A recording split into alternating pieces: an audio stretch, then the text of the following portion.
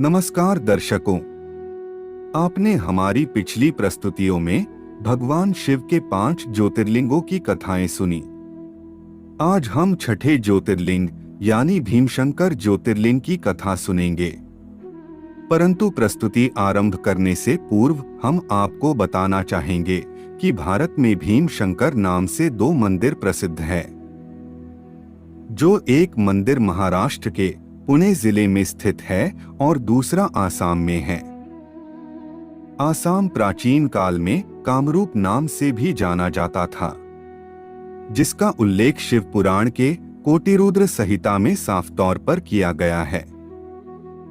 हमारी सभी प्रस्तुतियां हिंदू धर्म ग्रंथों व पुराणों से प्रभावित होकर ही बनाई गई हैं, ताकि आप तक सही और सटीक ज्ञान धर्मार्थ चैनल द्वारा पहुंचाया जा सके। इसलिए कृपया वीडियो को अंत तक अवश्य देखें और चैनल को सब्सक्राइब करें। विलंब न करते हुए आरंभ करते हैं।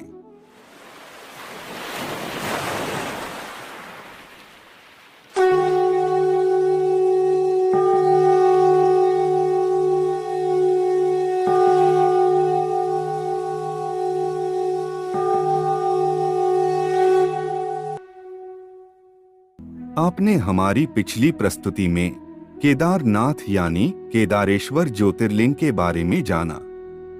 अब शिव पुराण के अंतर्गत सूत जी कहते हैं कि कामरूप देश में लोकहित की कामना से साक्षात भगवान शंकर ज्योतिर्लिंग के रूप में प्रकट हुए थे।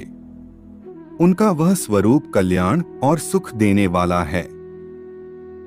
हे ब्राह्मणों, पूर्व काल में एक महापराक्रमी राक्षस हुआ करता था, जिसका नाम भीम था। वह सदा धर्म का विध्वंस करता और समस्त प्राणियों को दुख देता था। वह महाबली राक्षस रावण के भाई कुंभकर्ण का पुत्र था और कर्कटी नामक राक्षसी के गर्भ से उत्पन्न हुआ था तथा अपनी माता के साथ सहे पर्वत पर निवास करता था। एक दिन समस्त लोगों को दुख देने वाले भयानक पराक्रमी दुष्ट भीम ने अपनी माता से पूछा, माँ, मेरे पिताजी कहाँ हैं और तुम अकेली क्यों रहती हो? मैं यह सब जानना चाहता हूँ। कर्कटी बोली, बेटा, रावण के छोटे भाई कुंभकर्ण तेरे पिता थे। भाई सहित उस महाबली वीर को श्री राम ने मार डाला। मेरे पिता का नाम कर्कट और माता का नाम पुष्कसी था। अपने प्रिय स्वामी के मारे जाने पर मैं अपने माता पिता के पास रहती थी। एक दिन मेरे माता पिता अगस्त्य मुनि के शिष्य सुतीक्ष्ण को अपना आहार बनाने के लिए गए। वे बड़े तपस्वी और महात्मा थे। उन्होंने क्रोधित होकर मेरे माता पिता को भस्म कर डाला। वे दोनों मर गए। तब से मैं अकेली होकर बड़े दुख के साथ इस पर्वत पर रहने लगी। मेरा कोई सहारा नहीं रह गया। मैं असहाय और दुख से आतुर होकर यहाँ निवास करती थी। तुम भी अपने पिता के समान ही महान, बलवान और पराक्रमी हो। अब मैं तुम्हारा ही सहारा लेकर यहाँ समय व्यतीत करती हूँ।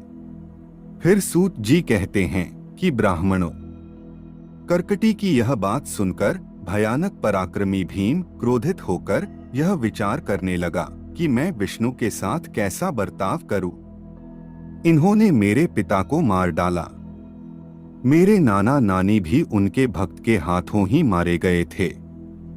यदि मैं अपने पिता का पुत्र हूं तो मैं उस विष्णु को अवश्य ही पीड़ा दूंगा। ऐसा निश्चय करके भीम महान तप करने के लिए चला गया। उसने ब्रह्मा जी की प्रसन्नता के लिए 1000 वर्षों तक महान तप किया। तपस्या के साथ साथ वह मन ही मन अपने इष्ट देव का ध्यान किया करता था। तब लोक पितामह ब्रह्मा जी उसे वर देने के लिए प्रकट हुए और वह बोले, भीम, मैं तुम पर प्रसन्न हूँ। तुम्हारी जो इच्छा हो तुम उसके अनुसार वर मांगो। फिर भीम ने कहा, हे देवेश्वर, यदि आप प्रसन्न हैं और मुझे वर देना चाहते हैं तो आज मुझे ऐसा बल दीजिए जिसकी तुलना कहीं ना हो। ऐसा कहकर उस राक्षस ने ब्रह्मा जी को नमस्कार किया और ब्रह्मा जी भी उसे अभीष्ट वर देकर अपने धाम को चले गए। ब्रह्मा जी से अत्यंत बल पाकर राक्षस अपने घर आया और माता को प्रणाम करके शीघ्रतापूर्वक बड़े गर्व से बोला, माँ, अब तुम मेरा बल देखो। मैं इंद्र आदि देवताओं तथा इनकी सहायता करने वाले विष्णु का संहार कर डालूंगा।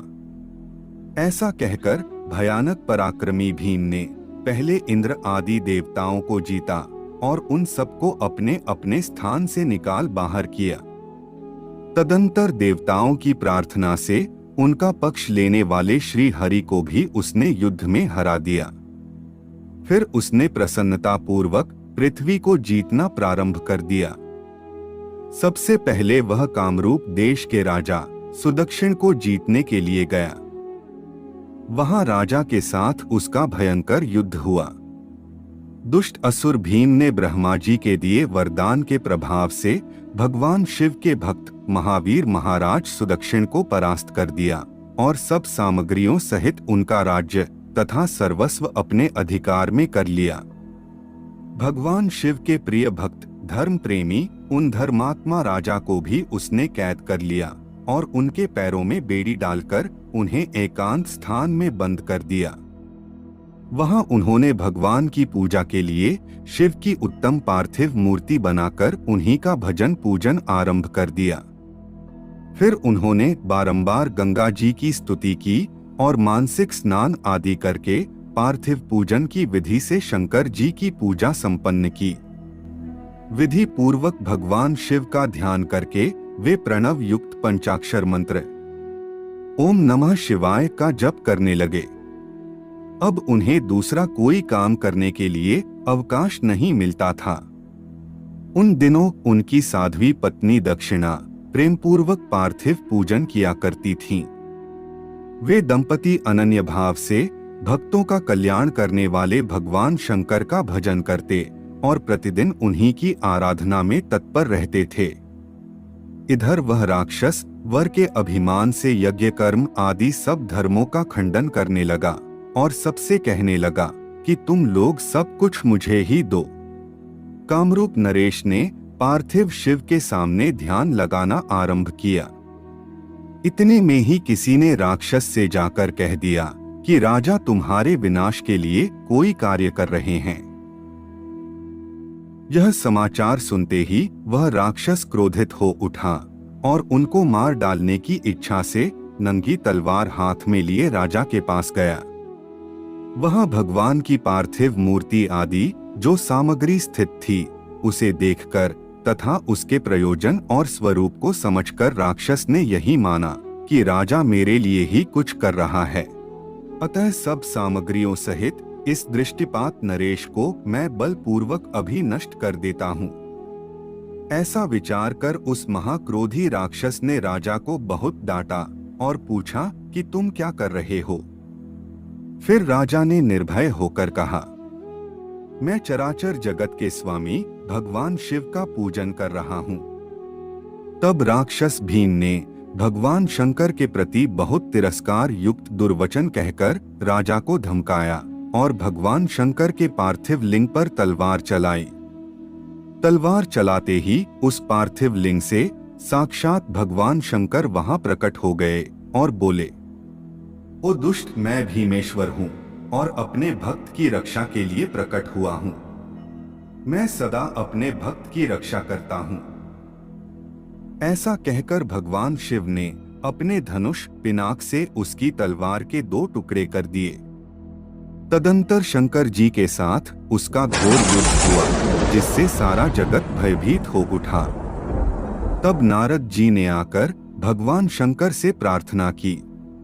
नारद बोले कि हे प्रभु, आप क्षमा करें, क्षमा करें।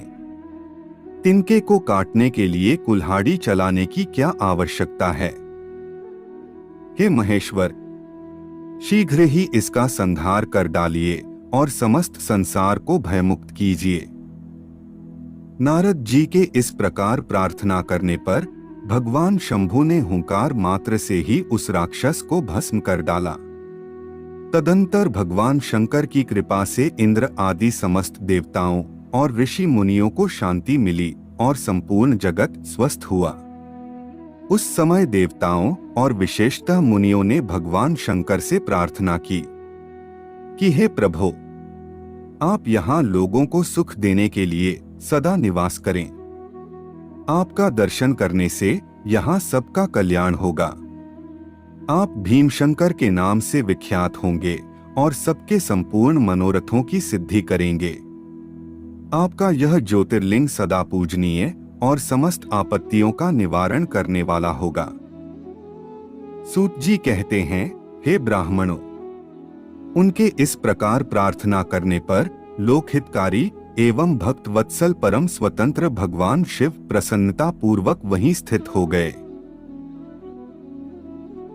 आज के लिए केवल इतना ही। जाने से पूर्व वीडियो को लाइक करें व चैनल को सब्सक्राइब अवश्य करें। तब तक के लिए जय जय श्री राम।